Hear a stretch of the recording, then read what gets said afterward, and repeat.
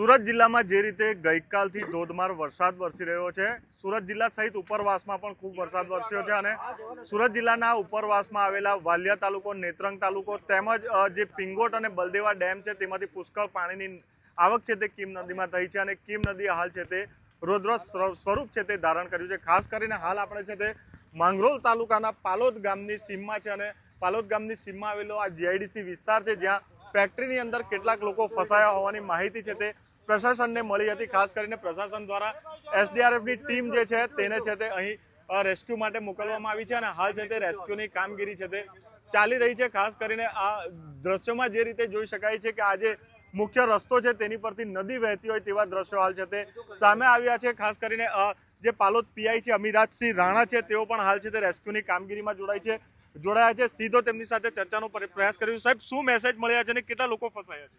પાલોદ ગામની સીમમાં મોટા બોરસરા ગામે કઈ કંપની આવેલી છે, એમાં 3 અલગ અલગ કંપનીમાં આશરે 20 થી 25 જેવા માણસો ફસાયેલા જેવો મેસેજ મળતા તાત્કાલિક એસડીઆરએફ ટીમ પણ મદદમાં આવી ગયેલ છે અને તમામ લોકોને રેસ્ક્યુ કરવા માટે આપણે જઈ રહ્યા છીએ। સાહેબ, સતત છે તે લોકોને સમજાવવામાં આવી રહ્યા છે સુરક્ષિત સ્થળે ખસવા માટે, છતાં પણ આવી પરિસ્થિતિનું સર્જન થઈ રહ્યું છે। ગઈકાલ સવારથી વહેલી સવારથી પોલીસ તંત્ર અને પ્રશાસન તમામ કલેક્ટર અને માનનીય એસપી સાહેબની સૂચના આધારે તમામને સુરક્ષિત સ્થળે ખસી જવા માટે પ્રયત્નો ચાલુ હતા। ઘણા ગામમાં સફળતા મળે છે, તેમ છતાં ઘણા લોકોને ભૂતકાળમાં પાણી નહીં આવેલી આશા હોય તેથી એ લોકો ગયેલ નથી, પરંતુ હાલનો મેસેજ મળે છે તમામને બચાવવા માટે જઈ રહ્યા। બિલકુલ, તો હાલ છે તે જે રીતે રેસ્ક્યુની કામગીરી ચાલી રહી છે અને રેસ્ક્યુ કરવા માટે છે તે જે મિલો છે ત્યાં હાલ છે તે એસડીઆરએફની ટીમ પહોંચી રહી છે, સાથે છે તે સુરત જિલ્લા પોલીસ પણ ઉપસ્થિત છે અને હાલ છે તે ફેક્ટરી તરફ આગળ વધી રહ્યા છે। સહયોગી વિજય સાથે હું ઇન્દ્રમલ શાહ, એબીપી અસ્મિતા, સુરત ગ્રામ્ય।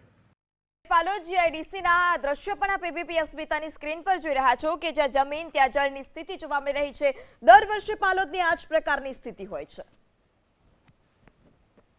ધોધમાર વરસાદ વરસી રહ્યો છે અને આજે સવારથી પણ ભારે પવન સાથે ધોધમાર વરસાદ વરસી રહ્યો છે। હાલ આપણે માંગરોળ તાલુકાના પાલોદ ગામે જે દ્રશ્યમાં જોઈ શકાય છે કે પાલોદ ગામનું એન્ટ્રી ગેટ છે અને આખા ગામમાં છે તે ગળા સુધીના પાણી હાલ છે તે ભરાઈ ચૂક્યા છે।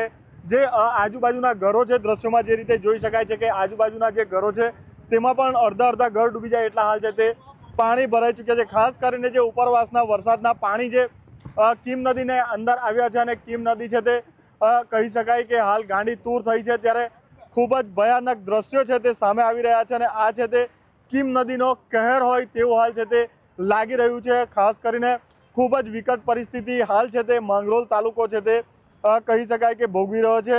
ચારે તરફ માત્ર ને માત્ર પાણી જ છે, ત્યારે ખાસ કરીને છે તે સવારથી જ વહીવટી તંત્ર પણ કામે લાગ્યું છે। એસડીઆરએફની ટીમ પણ સતત છે તે રેસ્ક્યુની કામગીરી કરી રહી છે।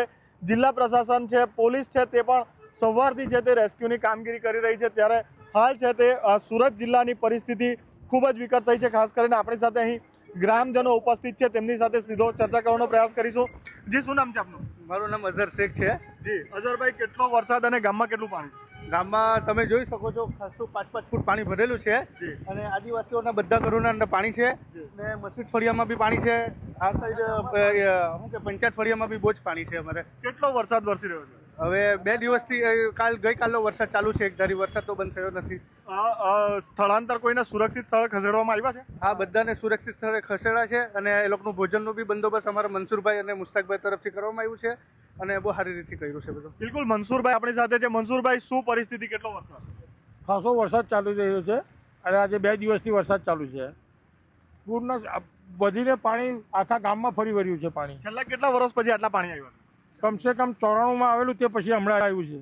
1994 પછી અત્યારે કેટલા લોકોને બહાર સુરક્ષિત સ્થળે ખસેડ્યા છે? કમસે કમ 15 થી 20 ઘરને રોડ પર લઈ આવ્યા છે સુરક્ષિત જગ્યાએ। 20 ઘરના લોકોને હજી ગામમાં માણસો છે, મતલબમાં ગામમાં તો વાંધો નહીં હવે સાહેબે સામે રેસ્ક્યુ કરેલું છે। જીઆઈડીસીમાં સામે રેસ્ક્યુ કરેલું છે સાહેબે।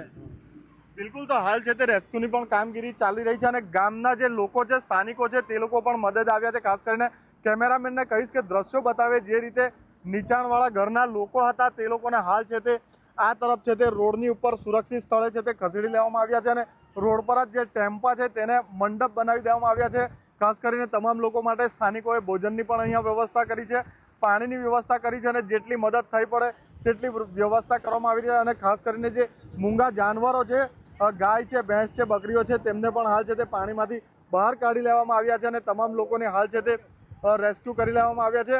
ઉપરાંત હજુ પણ છે તે ગામમાં ઘણા બધા એવા ઘરો છે જ્યાં હજુ પણ લોકો છે. કીમ નદીનું જળસ્તર છે તે સતત વધી રહ્યું છે અને ભયજનક સપાટીને છે તે વટાવી ગયું છે. ત્યારે સુરત જિલ્લાની પરિસ્થિતિ હજુ પણ ખૂબ જ વિકટ બને તેવું હાલ છે તે દેખાઈ રહ્યું છે. સહયોગી વિજય સાથે ઇન્દ્રમલ શાહ, ABP અસ્મિતા, સુરત.